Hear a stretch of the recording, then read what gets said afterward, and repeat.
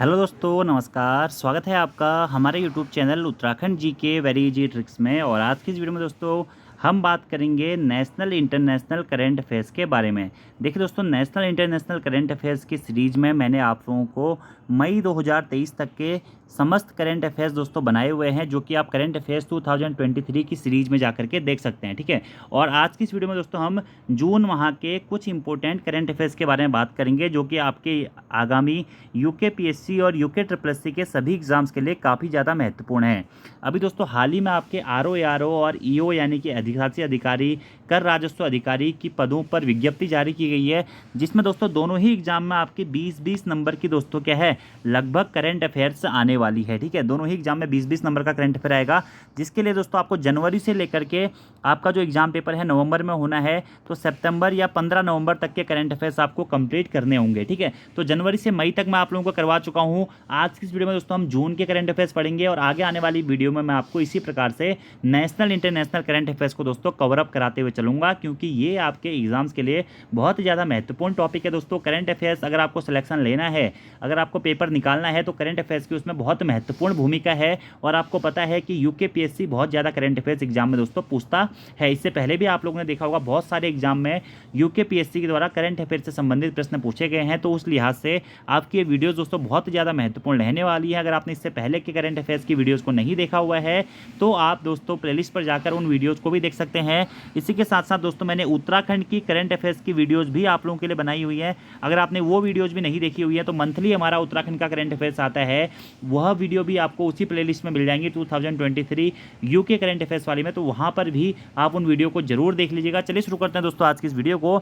आज का हमारा पहला प्रश्न है, हाल ही में यूएसए के नेतृत्व वाली समुद्री गठबंधन सीएमएफ से अपनी सदस्यता समाप्त करने वाला देश कौन सा है? तो यूएसए के नेतृत्व वाली समुद्री गठबंधन सीएमएफ से अपनी सदस्यता समाप्त करने वाला देश बन गया है संयुक्त अरब अमीरात, यानी कि यूएई ने दोस्तों सीएमएफ से अपनी सदस्यता को समाप्त कर दिया है। अब सीएमएफ की बात करें दोस्तों, तो जो समुद्री गठबंधन था अमेरिका का, उसकी स्थापना दोस्तों 2001 में हुई थी। और इसकी स्थापना क्यों की गई थी? खाड़ी देशों के समुद्री सुरक्षा के लिए इसकी स्थापना की गई थी। लेकिन दोस्तों हाल ही में किस देश ने अपनी सदस्यता यहाँ से समाप्त कर दी है? तो संयुक्त अरब अमीरात ने समाप्त कर दी है, और भारत इसका क्या है, सदस्य नहीं है। अगला प्रश्न है, हाल ही में किस विश्वविद्यालय ने द क्लाइमेट सॉल्यूशंस इंडिया यानी कि जलवायु समाधान कार्यक्रम कोर्स का शुभारंभ हिंदी भाषा में किया है? तो हाल ही में दोस्तों एडिनबर्ग विश्वविद्यालय दोस्तों, जो कि स्कॉटलैंड में स्थित है, इसके द्वारा द क्लाइमेट सॉल्यूशन इंडिया यानी कि जलवायु समाधान कार्यक्रम भारत कोर्स का शुभारंभ हिंदी भाषा में किया गया है।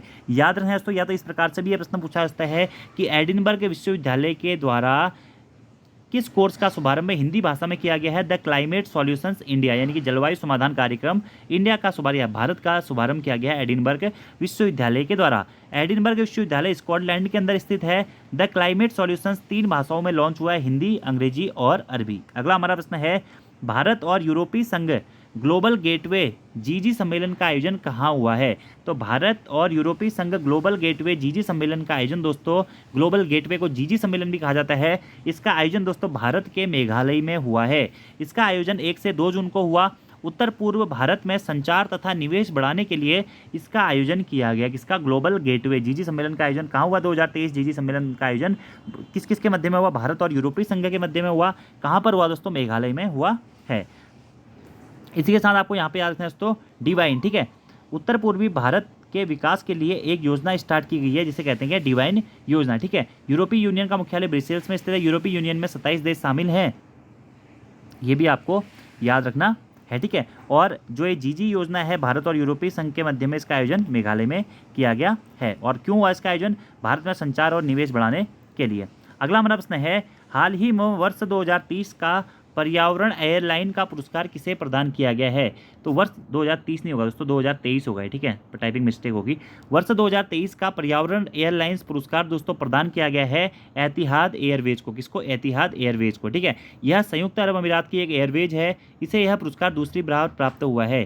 शीर्ष एयरलाइन का अवार्ड न्यूजीलैंड एयरवेज को मिला है। तो याद रखना है, हाल ही में वर्ष 2023 का पर्यावरण एयरलाइन का पुरस्कार किसे दिया गया है? पर्यावरण जागरूकता पे दोस्तों बहुत सारे टॉपिक्स हैं, आपके करंट अफेयर्स में भी ये टॉपिक दिया गया है, इसलिए इंपॉर्टेंट है एतिहाद एयरवेज। ठीक है, और वहीं न्यूजीलैंड एयरवेज को शीर्ष एयरलाइन का अवार्ड दिया गया है। अगला प्रश्न है, एकीकृत अपशिष्ट प्रबंधन और जलवायु उन्मुख सुधार के लिए CITIS 2.0 किसकी सहायता से प्रारंभ की जा रही है?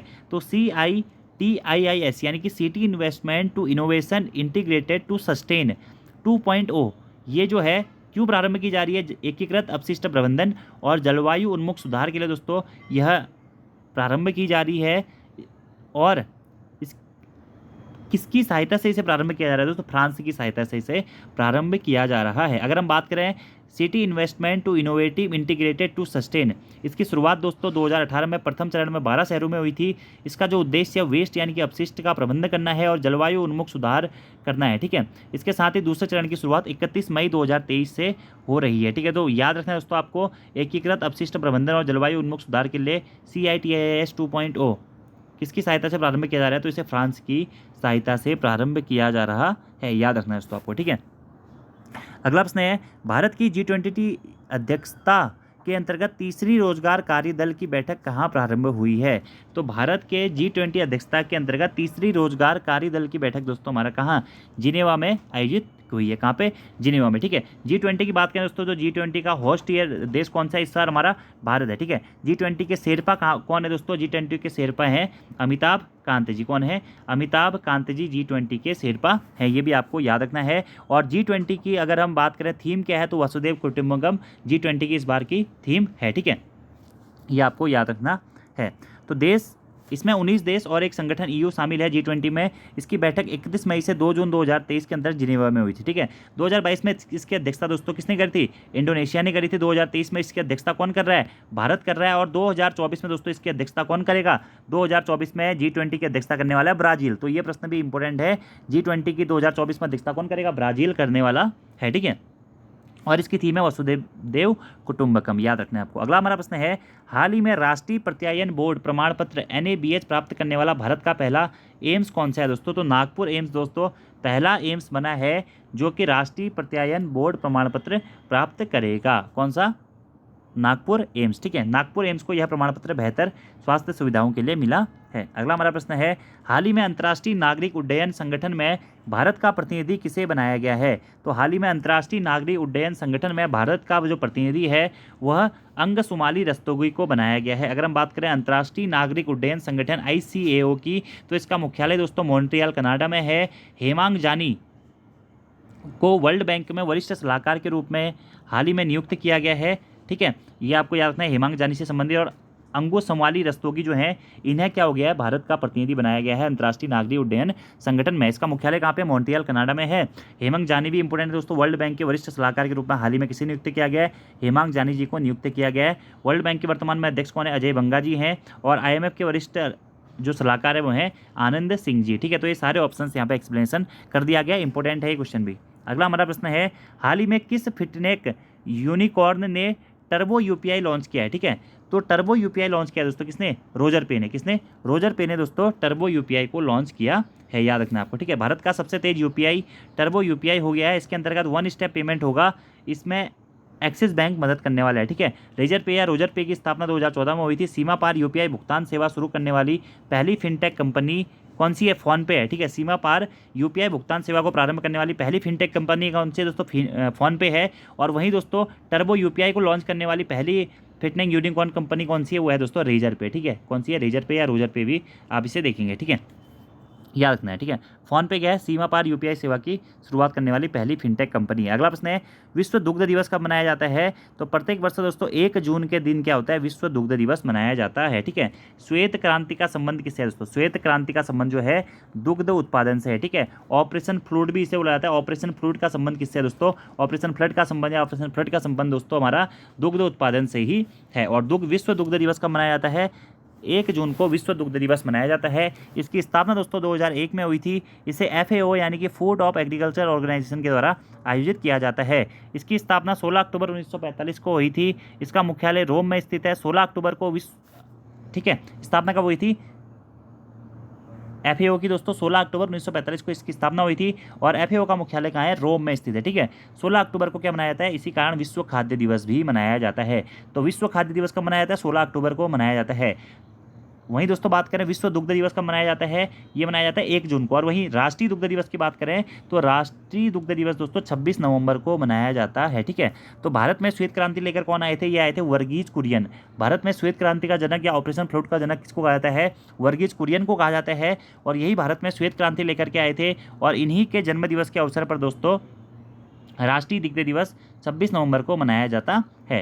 विश्व पर्यावरण दिवस 5 जून को मनाया जाता है। विश्व महासागर दिवस 8 जून को मनाया जाता है। रक्तदाता दिवस दोस्तों 14 जून को मनाया जाता है। अंतर्राष्ट्रीय योग दिवस दोस्तों 21 जून को मनाया जाता है। अंतर्राष्ट्रीय ओलंपिक दिवस 23 जून को मनाया जाता है। और सूक्ष्म, लघु और मध्यम दिवस दोस्तों 27 जून को मनाया जाता है। ये सारे इंपॉर्टेंट दिवस मैंने आपको जून मंथ के उत्तराखंड के करंट अफेयर्स में भी करवाए हुए हैं। अगला प्रश्न है, हाल ही में एडगर रिंकेविक्स किस देश के पहले समलैंगिक राष्ट्रपति चुने गए हैं, तो एडगर रिंकेविक्स दोस्तों हाल ही में लातविया के पहले समलैंगिक राष्ट्रपति चुने गए हैं। इससे पहले ये लातविया के विदेश मंत्री थे।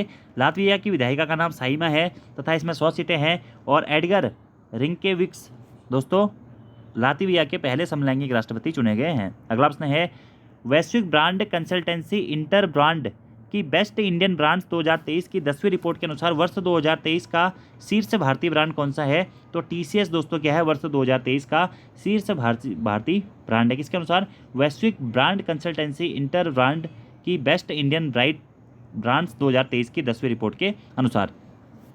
टीसीएस कंपनी का टर्नओवर 1 लाख करोड़ रुपए से ज़्यादा हुआ है। पहली बार किसी भारतीय कंपनी का टर्नओवर इतना अधिक हुआ है। ठीक है, पहले पे टीसीएस है, दूसरे पे रिलायंस है, तीसरे पे इन्फोसिस है, चौथे पे है एचडीएफसी। अगला प्रश्न दोस्तों ये इंपॉर्टेंट क्वेश्चन है कि हाल ही में किस देश के भारतीय उच्चायुक्त में लिबरेशन वार गैलरी का उद्घाटन किया गया है। हाल ही में दोस्तों बांग्लादेश के अंतर्गत भारतीय उच्चायुक्त ने लिबरेशन वार गैलरी का उद्घाटन किया है। कहाँ पे, बांग्लादेश में। 1971 का जो मुक्ति संग्राम युद्ध था उसके दुर्लभ तस्वीरें इसमें रखी गई है। अगला प्रश्न है, फोर्ब्स की दुनिया के सबसे मूल्यवान फुटबॉल क्लब की सूची में पहला स्थान किसे प्राप्त हुआ है, तो ये हुआ है रियल मैड्रिड को। किसको, रियल मैड्रिड, जो कि स्पेन का एक फुटबॉल क्लब है। इसे फोर्ब्स की दुनिया के सबसे मूल्यवान फुटबॉल क्लब की सूची में पहला स्थान प्राप्त हुआ है। वहीं मैनचेस्टर यूनाइटेड को दूसरा स्थान प्राप्त हुआ है, जो कि यूके का फुटबॉल क्लब है। अगला प्रश्न है, विश्व मौसम विज्ञान संगठन की पहली महिला महासचिव किसे नियुक्त किया गया है, तो सेलेस्ते साउलो को विश्व मौसम विज्ञान संगठन की पहली महिला महासचिव नियुक्त किया गया है। विश्व मौसम विज्ञान संगठन का मुख्यालय जेनेवा में है। 23 मार्च को विश्व मौसम दिवस मनाया जाता है। सेलेस्ते साउलो अर्जेंटीना की रहने वाली है और इन्हें हाल ही में पहली महासचिव नियुक्त किया गया विश्व मौसम विज्ञान संगठन की। अगला हमारा प्रश्न है, सतलुज जल विद्युत निगम लिमिटेड द्वारा यानी कि एसजेवीएनएल द्वारा अरुण 4 जल विद्युत परियोजना कहाँ स्थापित की जाएगी, तो नेपाल में दोस्तों अरुण 4 जल विद्युत जो परियोजना है उसे स्थापित किया जाएगा। नेपाल में अरुण 3 तथा अरुण 4 परियोजना की स्थापना हो रही है। अरुण 3 900 मेगावाट की है जिसकी शुरुआत 2024 से होगी और अरुण 4 दोस्तों 695 मेगावाट की है। ठीक है, 28 मई 2008 को नेपाल गणतंत्र हो गया था। अभी हाल ही में 28 मई को इसने अपना 16वां गणतंत्र दिवस मनाया है। और अरुण 3 और अरुण 4 जो परियोजनाएं हैं दोस्तों, यह एसजेवीएनएल के द्वारा कहाँ शुरू की जाएंगी, नेपाल में शुरू की जाएंगी। अगला प्रश्न है, हाल ही में किस राज्य की पुलिस ने नशे के खिलाफ ओपीएस क्लीन अभियान चलाया है, इंपॉर्टेंट क्वेश्चन है। तो पंजाब राज्य की सरकार ने दोस्तों हाल ही में नशे के खिलाफ ओपीएस क्लीन अभियान चलाया है। पंजाब को नशा मुक्त करना इसका मुख्य उद्देश्य है। अगला प्रश्न ये भी इंपॉर्टेंट है दोस्तों, नाटो सदस्य देशों द्वारा हाल ही में आर्कटिक चैलेंज एक्सरसाइज 2023 का आयोजन कहाँ किया गया है, तो नाटो सदस्य देशों के द्वारा दोस्तों हाल ही में आर्कटिक चैलेंज एक्सरसाइज 2023 का आयोजन दोस्तों कहाँ पे, फिनलैंड में किया गया। कहाँ पे किया गया, फिनलैंड में किया गया है। आर्कटिक चैलेंज एक्सरसाइज का इस समय 6वां संस्करण हुआ है। इसका उद्देश्य फिनलैंड की रक्षा करना था। ठीक है, याद रखना आपको। तो नाटो सदस्य देशों द्वारा आर्कटिक चैलेंज एक्सरसाइज 2023 का आयोजन कहाँ पे किया गया है, फिनलैंड में किया गया है। हाल ही में दोस्तों नाटो में हमारा एक नया देश जुड़ा है। कौन जुड़ा है, 31वां सदस्य जो बना है वो फिनलैंड ही है दोस्तों, याद रखना है आपको। फिनलैंड ही नाटो में सदस्य देशों की संख्या कितनी हो गई है, अब 31 हो गई है। और हाल ही में नाटो में कौन सा देश जुड़ा हुआ है, फिनलैंड जुड़ा हुआ है। नाटो की स्थापना 1949 में हुई थी। इसका मुख्यालय कहाँ है, ब्रुसेल्स बेल्जियम में स्थित है। अगला प्रश्न है, संयुक्त राष्ट्र महासभा के 78वें सत्र के अध्यक्ष किसे नियुक्त किया गया है, तो संयुक्त राष्ट्र महासभा का 78वें सत्र का अध्यक्ष दोस्तों डेनिस फ्रांसिस को नियुक्त किया गया है। ठीक है, संयुक्त राष्ट्र महासभा को विश्व की लघु संसद कहा जाता है और डेनिस फ्रांसिस त्रिनाद और टैबेगो के राजदूत हैं। इन्हें हाल ही में दोस्तों क्या किया गया है, महासभा के 78वां प्रश्न है 5 जून 2023 को विश्व पर्यावरण दिवस की 50वीं वर्षगांठ का कार्यक्रम कहाँ आयोजित किया गया। तो वर्ष दोस्तों 2023 में विश्व पर्यावरण दिवस की 50वीं वर्षगांठ मनाई गई है और पहली बार पर्यावरण दिवस का आयोजन 5 जून 1974 को किया गया था दोस्तों।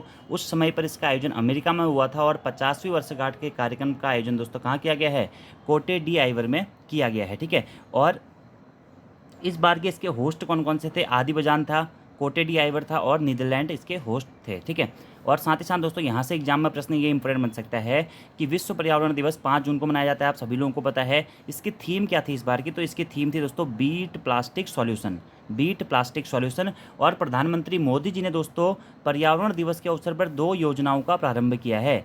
कौन कौन सी योजना है, अमृत धरोहर योजना और मिट्टी योजना। ये दोनों ही प्रश्न दोस्तों आपको याद रखने हैं, एग्जाम में पूछे जा सकते हैं कि हाल ही में अमृत धरोहर योजना और मिट्टी योजना का प्रारंभ या घोषणा प्रधानमंत्री मोदी जी के द्वारा कब की गई है दोस्तों, 5 जून 2023 को पर्यावरण दिवस के अवसर पर की गई है। या इस प्रकार से प्रश्न पूछा जा सकता है कि पर्यावरण दिवस पर निम्न में से कौन सी योजना को लागू नहीं किया गया है या किया गया है। तो ये सारे प्रश्न दोस्तों आपके लिए इंपॉर्टेंट हैं। अगला हमारा प्रश्न है दोस्तों, यूनिवर्सल पोस्टल यूनियन यूपीयू का दक्षिण एशिया में क्षेत्रीय कार्यालय कहाँ स्थापित किया जाएगा। तो यूनिवर्सल पोस्टल यूनियन यूपीयू का दक्षिण एशिया में क्षेत्रीय कार्यालय दोस्तों नई दिल्ली में स्थापित करा जाएगा। इसका उद्देश्य पूरे विश्व के अंदर डाक सेवा को बढ़ावा देना है। इसकी स्थापना 1874 ईस्वी में हुई थी। इसका मुख्यालय बर्न स्विट्जरलैंड में स्थित है। तो यूपीयू यानी कि यूनिवर्सल पोस्टल यूनियन का दक्षिण एशिया में क्षेत्रीय कार्यालय कहाँ स्थापित किया जाएगा, भारत के दिल्ली में किया जाएगा। स्थापना इसकी यूपीयू की हुई थी 1874 में, मुख्यालय है स्विट्जरलैंड में। ठीक है,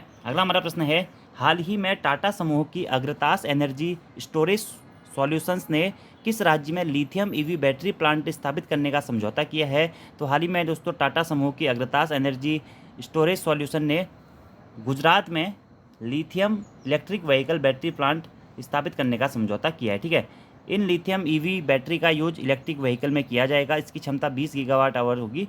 ठीक है, इसके साथ इसके लिए 13,000 करोड़ रुपए का निवेश किया गया है। तो ये प्रश्न भी दोस्तों अच्छा प्रश्न है। अगला हमारा प्रश्न है, हाल ही में किस राज्य ने लिंग समावेशी पर्यटक नीति आई को मंजूरी दी है। ये दोस्तों अच्छा प्रश्न है, एग्जाम में बन सकता है। तो महाराष्ट्र राज्य सरकार ने दोस्तों हाल ही में लिंग समावेशी पर्यटक नीति आई को मंजूरी दी है। 1 से 8 मार्च के बीच में यदि कोई महिला पर्यटक महाराष्ट्र में आती है तो उसे ऑनलाइन बुकिंग में 50% की छूट दी जाएगी।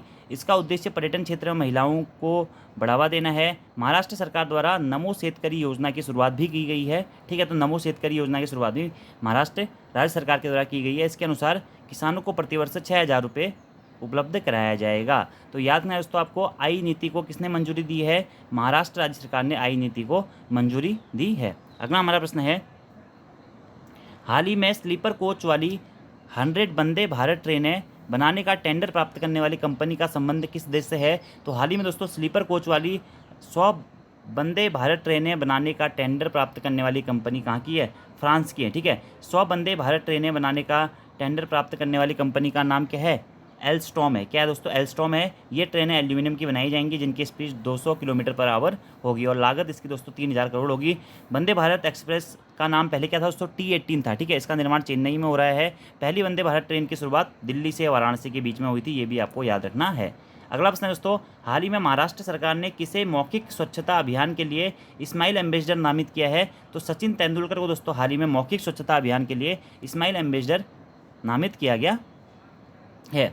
अगला हमारा एक और प्रश्न आप यहाँ पे नोट डाउन कर लीजिए दोस्तों कि अहमदनगर जो महाराष्ट्र में था दोस्तों उसका नाम बदलकर आप क्या कर दिया गया है, अहिल्यानगर कर दिया गया था। ये भी आपको याद रखना है। अगला प्रश्न है, 2500 वर्षों से अधिक पुराने इतिहास व 9 सांस्कृतिक स्तरों की खोज वाला पुराना किला कहाँ स्थित है। तो ये किला दोस्तों कहाँ स्थित है, दिल्ली में स्थित है। हाल ही में ASI यानी कि archaeological survey of India team ने 2500 वर्ष पुराना इतिहास खोजा है। इसमें 9 सांस्कृतिक स्तरों की खोज की गई है। 9 सांस्कृतिक स्तर पूर्व मौर्य काल, गुप्त काल, शुंग काल, कुषाण काल, मुगल काल, इससे संबंधित ये क्या है, 9 सांस्कृतिक स्तरों की खोज की गई है। और 2500 वर्षों से अधिक पुराने इतिहास व 9 सांस्कृतिक स्तरों की खोज वाला पुराना किला कहाँ स्थित है, तो ये दोस्तों दिल्ली में स्थित है। ठीक है, हाल ही में यहीं पर क्या है, ASI की टीम ने क्या किया है, इतिहास खोजा है, याद रखना है आपको। अगला हमारा प्रश्न है, हाल ही में राष्ट्रपति द्रौपदी मुर्मू को किस देश का सर्वोच्च नागरिक सम्मान grand order of the change of the yellow star से सम्मानित किया गया है। तो हाल ही में दोस्तों हमारे राष्ट्रपति द्रौपदी मुर्मू जी को सूरीनाम का सर्वोच्च नागरिक सम्मान grand order of the change of the yellow star से सम्मानित किया गया। तो प्रश्न इस प्रकार से भी दोस्तों पूछा जाता है कि हाल ही में सूरीनाम देश के द्वारा grand order of the change of the yellow star पुरस्कार से किसे सम्मानित किया गया है? तो राष्ट्रपति द्रौपदी मुर्मू जी को सम्मानित किया गया है। यह सम्मान पाने वाली यह पहली भारतीय महिला है। यह सम्मान इन्हें सूरीनाम के राष्ट्रपति चंद्रिका प्रसाद संतोखी द्वारा प्रदान किया गया है। ये आपको याद रखना है दोस्तों, ठीक है। इसी के साथ दोस्तों हाल ही में 17वां प्रवासी भारतीय सम्मेलन कहाँ? इंदौर में आयोजित हुआ था। इसमें मुख्य अतिथि सूरीनाम के राष्ट्रपति भी थे। ये भी आपको याद रखना है। अगला हमारा प्रश्न है, हाल ही में जारी QS वर्ल्ड यूनिवर्सिटी रैंकिंग 2024 में टॉप 10 में शामिल एकमात्र एशिया का संस्थान कौन सा है? यह है दोस्तों नेशनल यूनिवर्सिटी ऑफ सिंगापुर। तो QS की जो वर्ल्ड यूनिवर्सिटी रैंकिंग 2024 जारी की गई दोस्तों, उसमें प्रथम स्थान पर क्या है? MIT है, जो कि USA की यूनिवर्सिटी है। यह लगातार 12 वर्षों से पहले स्थान पर, ठीक है। और QS वर्ल्ड यूनिवर्सिटी रैंकिंग का ये 20वां संस्करण था। इसमें टॉप 10 में शामिल एकमात्र एशिया का संस्थान है नेशनल यूनिवर्सिटी ऑफ सिंगापुर। अगला हमारा प्रश्न है, हाल ही में प्रधानमंत्री मोदी जी ने कहाँ पर महाजनसंपर्क अभियान की शुरुआत करी है? तो राजस्थान में दोस्तों प्रधानमंत्री मोदी जी के द्वारा महाजनसंपर्क अभियान की शुरुआत की गई है और इसकी शुरुआत राजस्थान के अजमेर से हुई है, ठीक है। ये आपको याद रखना है। 31 मई से 30 जून 2023 तक दोस्तों इस महाजनसंपर्क अभियान की शुरुआत करी है किसने? प्रधानमंत्री मोदी जी ने। अगला प्रश्न है, हाल ही में नाटो के इतिहास का अब तक का सबसे बड़ा हवाई अभ्यास एयर डिफेंडर 2023 का आयोजन कहाँ किया गया है? तो नाटो का दोस्तों अब तक का सबसे बड़ा हवाई अभ्यास माना जा रहा है एयर डिफेंडर 2023, जिसका आयोजन दोस्तों कहाँ? जर्मनी में किया गया है। कहाँ पे? जर्मनी में इसका आयोजन दोस्तों किया गया है। यह 12 से लेकर 24 जून के बीच में इसका आयोजन किया गया है। अगला प्रश्न है, हाल ही में WHO के health for all film festival में किस भारतीय डॉक्यूमेंट्री को पुरस्कार मिला है?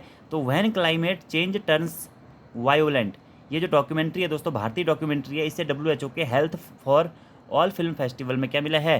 पुरस्कार मिला है। WHO की स्थापना 7 अप्रैल 1948 को होती है। WHO का मुख्यालय दोस्तों कहाँ है? जिनेवा में स्थित है। और जो when climate change turns violent documentary के डायरेक्टर है वो हैं वंदिता सहरिया। ये पुरस्कार भारत को पहली बार प्राप्त हुआ है। ये भी आपको याद रखना है। और फिल्म का नाम आपको याद रखना है दोस्तों, कौन सी भारतीय डॉक्यूमेंट्री है? वो है when climate change turns violent, ठीक है। ये एक डॉक्यूमेंट्री है। अगला प्रश्न है, हाल ही में भारत और न्यूजीलैंड के बीच में उद्योगों की संयुक्त बैठक का आयोजन कहाँ किया गया है? तो भारत और न्यूजीलैंड के बीच में उद्योगों की संयुक्त बैठक का आयोजन दोस्तों नई दिल्ली में किया गया है। और भारत और न्यूजीलैंड के बीच में उद्योग संघों की यह पहली गोलमेज सम्मेलन का आयोजन हुआ है। इसका उद्देश्य द्विपक्षीय व्यापार को बढ़ावा देना और आयात शुल्कों को कम करना है। अगला प्रश्न है दोस्तों, हाल ही में भारत का पहला डाई मिथाइल ईथर ईंधन चालित एक ट्रैक्टर का निर्माण किसने किया है? तो हाल ही में दोस्तों IIT कानपुर के द्वारा पहला डाई मिथाइल ईथर ईंधन चालित एक ट्रैक्टर का निर्माण किया गया है। इससे क्या है? इसका प्रयोग करने से जो हमारा डाई मिथाइल ईथर ईंधन है, इसके प्रयोग से क्या होगा? वायु प्रदूषण कम होगा और उच्च तापीय क्षमता इसकी होती है। अगला हमारा प्रश्न है, हाल ही में पहले यूनेस्को AI फोजन अंतर्राष्ट्रीय पुरस्कार से किसे सम्मानित किया गया है? तो हाल ही में दोस्तों इन सभी को यानी कि प्रोफेसर कियाओमी फुको, प्रोफेसर अब्दोन अतांगना को और डॉक्टर फेडेरिको एरियल, इन तीनों को ही पहले यूनेस्को AI फोजन अंतर्राष्ट्रीय पुरस्कार से सम्मानित किया गया है। इसे यूनेस्को के मुख्यालय पेरिस के अंदर प्रदान किया गया है। ये द्विवार्षिक पुरस्कार है। इस समय यह पहली बार प्रदान किए गए हैं, ठीक है। यह पुरस्कार दोस्तों STEM यानी कि साइंस टेक्नोलॉजी इंजीनियरिंग मैथमेटिक्स के युवा वैज्ञानिकों को दिया जाता है और पहले यूनेस्को AI फोजन अंतर्राष्ट्रीय पुरस्कार से सभी को सम्मानित किया गया है। अगला हमारा प्रश्न है, हाल ही में 16वें विशेष ओलंपिक विश्व खेल 2023 का आयोजन कहाँ किया गया है? तो जर्मनी में दोस्तों हाल ही में 16वें विशेष ओलंपिक विश्व खेल 2023 का आयोजन किया गया है। अगला हमारा प्रश्न है दोस्तों, थोड़ा सा एक्सप्लेनेशन देख लेते हैं। विशेष ओलंपिक खेल बौद्धिक दिव्यांग लोगों के लिए होता है। पहली बार इसका आयोजन कहाँ हुआ था? शिकागो में हुआ था। इस बार इसका आयोजन दोस्तों कहाँ हुआ है? जर्मनी में हुआ है। अगला हमारा प्रश्न है, हाल ही में केंद्र सरकार ने पशु चिकित्सा और टीकों के लिए कौन सा पोर्टल लॉन्च किया है? अच्छा प्रश्न है दोस्तों। तो नंदी पोर्टल या नंदी पोर्टल का संबंध किससे है? इस प्रकार का प्रश्न पूछा जाता है। तो पशु चिकित्सा और टीकों के लिए दोस्तों यह पोर्टल है, कौन सा? नंदी पोर्टल, और इसकी शुरुआत पशुपालन मंत्रालय द्वारा की गई है। अगला प्रश्न है, IMD के ग्लोबल कॉम्पिटिटिवनेस इंडेक्स 2023 के अनुसार दुनिया के सर्वाधिक प्रतिस्पर्धी अर्थव्यवस्था कौन सी है? तो डेनमार्क दोस्तों क्या है? सबसे प्रतिस्पर्धा अर्थव्यवस्था के रूप में जानी गई है 2023 के अनुसार, ठीक है। याद रखना है IMD की एक इंडेक्स आता है दोस्तों, कौन सा? ग्लोबल कॉम्पिटिटिवनेस इंडेक्स, ठीक है, या आप ही कह सकते हैं ग्लोबल कॉम्पिटिटिव इंडेक्स होगा, ठीक है, कॉम्पिटिटिव इंडेक्स होगा, ठीक है। तो कॉम्पिटिटिव इंडेक्स 2023 के अनुसार दुनिया का सर्वाधिक प्रतिस्पर्धी अर्थव्यवस्था कौन सी है दोस्तों, वह है डेनमार्क। ये आपको याद है, पहली बार 1998 में IMD के द्वारा यह इंडेक्स जारी किया गया था और वह भी 2023 में सबसे प्रतिस्पर्धी अर्थव्यवस्था के रूप में डेनमार्क को जाना गया है। अगला प्रश्न है, हाल ही में PM मोदी जी के द्वारा किस देश के सर्वोच्च राजकीय सम्मान ऑर्डर ऑफ द नाइल से सम्मानित किया गया है? तो हाल ही में दोस्तों प्रधानमंत्री मोदी जी को ऑर्डर ऑफ द नाइल पुरस्कार से सम्मानित किया गया है मिस्र के द्वारा। किसके द्वारा? मिस्र के द्वारा, ठीक है। और ऑर्डर ऑफ द नाइल की स्थापना 1915 में हुई थी और अभी दोस्तों हाल ही में किसे ये पुरस्कार मिला है? तो प्रधानमंत्री मोदी जी को यह पुरस्कार मिला है। एग्जाम में इस प्रकार से बन सकता है कि हाल ही में मिस्र के द्वारा अपना सर्वोच्च राजकीय सम्मान ऑर्डर ऑफ द नाइल से किसे सम्मानित किया गया है? तो प्रधानमंत्री मोदी जी को सम्मानित किया गया है। ये इस प्रकार के प्रश्न दोस्तों आपको याद रखने हैं। अगला प्रश्न है, टाइम्स हायर एजुकेशन की द एशिया रैंकिंग 2023 में टॉप 50 में शामिल एकमात्र भारतीय संस्थान कौन सा है? तो वह है दोस्तों भारतीय विज्ञान संस्थान, ठीक है, यानी कि इंडियन साइंस इंस्टीट्यूट जो है दोस्तों वह टाइम्स हायर एजुकेशन की द एशिया रैंकिंग 2023 में टॉप 50 में शामिल एकमात्र भारतीय संस्थान है, ठीक है। ये आपको डायरेक्टली याद रखना है। और भारतीय विज्ञान संस्थान की रैंकिंग इसमें कितनी है दोस्तों? 48 है। अगला हमारा प्रश्न है दोस्तों, हाल ही में रमन 1 इंजन का सफलतापूर्वक परीक्षण किसने किया है? तो हाल ही में रमन फर्स्ट इंजन का सफलतापूर्वक परीक्षण दोस्तों स्काई रूट एरोस्पेस के द्वारा किया गया है। यह एक हैदराबाद की कंपनी है। रमन 1 इंजन का उपयोग है विक्रम S रॉकेट में इसका प्रयोग किया जाएगा। इसका रमन 1 इंजन का, ठीक है। अभी चंद्रयान के साथ में जो विक्रम S रॉकेट गया था उसमें इसका प्रयोग किया जाना था। रॉकेट को हवा में सटीक कक्षा में स्थापित करने के लिए इस इंजन का उपयोग किया गया है। रमन 1 इंजन का सफलतापूर्वक परीक्षण किसने किया है? वो किया है दोस्तों किसने? स्काई रूट एरोस्पेस ने। कहाँ की कंपनी है? हैदराबाद की यह कंपनी है। अगला प्रश्न है, हाल ही में देश की सबसे बड़ी निजी रेल कोच फैक्ट्री का उद्घाटन कहाँ हुआ है? तो हाल ही में दोस्तों तेलंगाना में देश की सबसे बड़ी निजी रेल कोच फैक्ट्री का उद्घाटन किया गया है। इसका उद्घाटन 2 जून को मेधा सरोवर लिमिटेड कंपनी के नाम से किया गया है। अगला हमारा प्रश्न है दोस्तों, हाल ही में क्लाउड सीडिंग के लिए परीक्षण उड़ान का सफलतापूर्वक आयोजन किसने किया है? तो IIT कानपुर के द्वारा हाल ही में दोस्तों क्लाउड सीडिंग के लिए परीक्षण उड़ान का सफलतापूर्वक आयोजन किया गया है। और IIT कानपुर के द्वारा ये क्लाउड सीडिंग में जो परीक्षण किया गया है इसका मुख्य उद्देश्य क्या है? कृत्रिम वर्षा के लिए इसका उपयोग किया जाएगा, याद रखना है आपको। अगला प्रश्न है, हाल ही में केंद्रीय गृह मंत्री अमित शाह ने बलिदान स्तंभ का उद्घाटन कहाँ किया है? ठीक है, तो बलिदान स्तंभ का उद्घाटन हाल ही में दोस्तों कहाँ? जम्मू कश्मीर में किया गया है। और भारतीय वीरों के सम्मान के लिए इसका उद्घाटन किया गया जम्मू कश्मीर में। किसका? बलिदान स्तंभ का। अगला हमारा प्रश्न है दोस्तों, हाल ही में जारी WEF जेंडर गैप इंडेक्स 2023 में भारत को कौन सा स्थान मिला है? तो WEF की दोस्तों जेंडर गैप इंडेक्स रिपोर्ट हाल ही में जारी की गई है, जिसमें भारत को दोस्तों 127वां स्थान मिला है, ठीक है। और जो वर्ल्ड इकोनॉमिक फोरम के द्वारा दोस्तों यह जेंडर गैप इंडेक्स रिपोर्ट जारी की जाती है। प्रश्न बन सकता है कि जेंडर गैप इंडेक्स रिपोर्ट किसके द्वारा जारी की जाती है? WEF यानी कि वर्ल्ड इकोनॉमिक फोरम यानी कि विश्व आर्थिक मंच के द्वारा यह रिपोर्ट जारी की जाती है। WEF का मुख्यालय दोस्तों स्विट्जरलैंड में है। और ये जो इसकी रिपोर्ट है जेंडर गैप इंडेक्स, इसकी शुरुआत 2006 से हुई थी। पहले स्थान पर इस बार क्या है? आइसलैंड है। और 127वें स्थान पर कौन है दोस्तों? भारत है, ठीक है। याद रखना आपको, भारत को कौन सा स्थान मिला है? 127वां स्थान मिला है। अगला प्रश्न है हमारा, हाल ही में समलैंगिक विवाह को मान्यता देने वाला मध्य यूरोप का पहला देश कौन सा है? तो दोस्तों एस्टोनिया जो है मध्य यूरोप का पहला ऐसा देश है जिसने समलैंगिक विवाह को मान्यता दे दी है। अगला हमारा प्रश्न है, हाल ही में किस देश में पहली बार गोनकोकेन नैनाई एक शाकाहारी डायनासोर प्रजाति के अवशेष मिले हैं? तो चिली में दोस्तों गोनकोकेन नैनाई एक शाकाहारी डायनासोर प्रजाति के अवशेष मिले हैं, ठीक है। गोनकोकेन नैनोई का अर्थ दोस्तों क्या है? जंगली बतख है, ठीक है। हाल ही में इसकी प्रजाति के अवशेष मिलेगा यहाँ पे चीनी में। अगला प्रश्न है, हाल ही में भारत के रक्षा मंत्री ने किस देश को INS कृपाण उपहार देने की घोषणा करी है? तो वियतनाम को दोस्तों INS कृपाण को उपहार में देने की घोषणा करी है। किसने? भारत के रक्षा मंत्री के द्वारा, ठीक है। INS कृपाण खुखरी श्रृंखला का मिसाइल कॉर्वेट यानी कि छोटा जहाज है। अगला हमारा प्रश्न है, इलाहाबाद और दिल्ली के उच्च न्यायालयों के अनुसार संविधान के किस प्रावधान में नागरिकों को नाम में परिवर्तन का अधिकार है? दोस्तों इलाहाबाद और दिल्ली के उच्च न्यायालयों के अनुसार संविधान के दोस्तों अनुच्छेद 21 के अनुसार क्या है? नागरिक अपने नाम में परिवर्तन कर सकता है। आर्टिकल 21 क्या कहता है दोस्तों? प्राण और दैहिक स्वतंत्रता की बात करता है, मौलिक अधिकार है।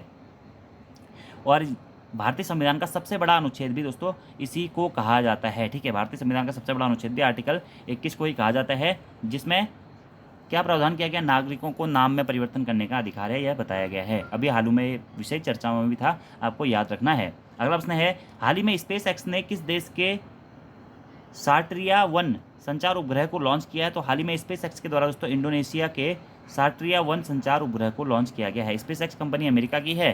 संचार सुविधाओं के लिए सार्ट्रिया या SATRIA-1 संचार उपग्रह को लॉन्च किया गया है। ठीक है, अगला हमारा प्रश्न है, वर्ष 2021 का गांधी शांति पुरस्कार से किसे सम्मानित किया गया दोस्तों? तो गोरखपुर की गीता प्रेस को वर्ष 2021 के गांधी शांति पुरस्कार से सम्मानित किया गया। बहुत इंपॉर्टेंट क्वेश्चन है। इस पुरस्कार की शुरुआत महात्मा गांधी की 125वीं वर्षगांठ 1995 में हुई थी।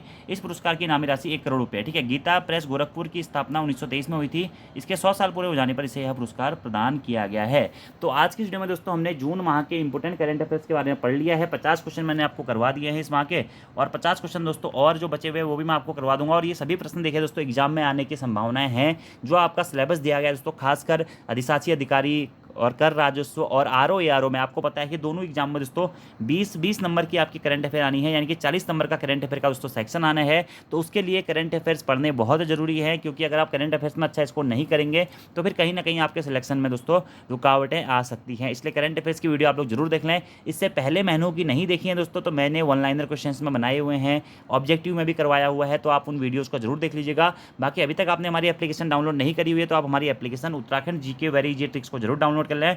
वहाँ पर आप इन टेस्टों को ऑनलाइन रूप में अटैम्प्ट भी कर सकते हैं और अपना स्कोर भी प्राप्त कर सकते हैं कि आपकी तैयारी उसके अनुसार कैसी चल रही है। तो आज की इस वीडियो में इतना ही दोस्तों। Thank you, thanks for watching video. See you next time. धन्यवाद।